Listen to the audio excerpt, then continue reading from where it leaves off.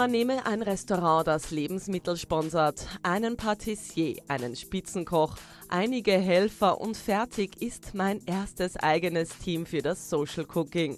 Was das bedeutet, einen Vormittag seiner Zeit zur Verfügung stellen, um für obdachlose Menschen und solchen, die von Wohnungslosigkeit bedroht sind, gemeinsam zu kochen. Es bedarf also nicht viel, um Gutes zu tun. Ich glaube, es ist eine sehr gute Sache, dass man da einfach mit Zeit, die man selber opfert, oder Zeit, die man schenkt, andere Leuten einfach eine Freude machen kann. Und deswegen bin ich da.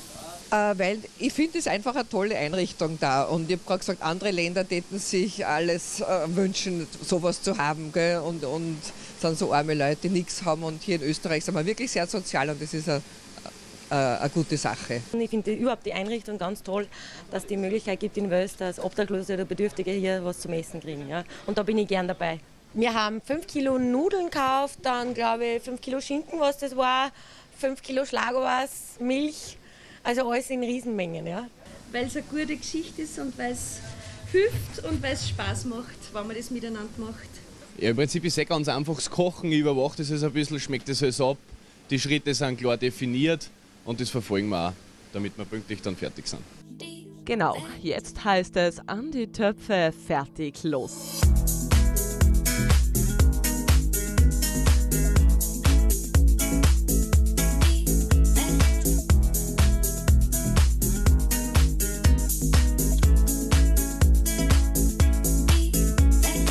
Wir haben da Penne, wir haben da Schinken, wir haben Zwiebeln da, wir haben Champignons da. Wir machen das mit so einer Rahmsauce, einer leichten, damit es dann ganz locker eigentlich liegt und natürlich super geil abgeschmeckt. Ne? Das wären die Weißbrot-Croutons. Die schnibbeln wir jetzt klein, geben noch ein bisschen Öl dazu und rösten die nachher noch kurz an im Ofen. Jetzt werden einmal die Schwammerl abgebraten und ich habe heute gelernt, dass man die Schwammerl gleich auch leicht salzen darf, wenn man sie in die Pfanne gibt. Das habe ich mir nämlich nie getraut, wenn man gedacht habe, sie lassen da zu viel Wasser. Machen das sehr gut, ja. Perfekt. Ich kann nichts. Ich kann nichts, außer, was habe ich gemacht? Zwiebel schneiden. Und, was kann ich noch? Das war's. Suppe ist fertig, sagt man, und dann kommen die Leute. So ein schöner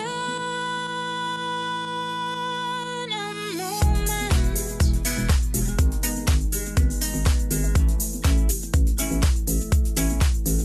Ja, die Suppe wurde schon mal erfolgreich serviert. Die ersten Portionen der Hauptspeise sind draußen. Jetzt heißt es auch für uns, gemeinsam Mittag zu essen. Und zum Schluss gibt es eine besonders süße Überraschung für unsere Gäste und Gott sei Dank auch für uns selbst. Nachdem ich gerade in der Meisterschule sitze in Wels, habe ich da ein paar Pralinen mitgenommen und lasse mich da einfach überraschen, wie sie ankommen. Ist mit Tonkabohne und Vanille. Ja. Ein amüsanter Vormittag ist somit beendet. Neue Freundschaften wurden geschlossen und wir sagen Danke an die Erfindung von Social Cooking.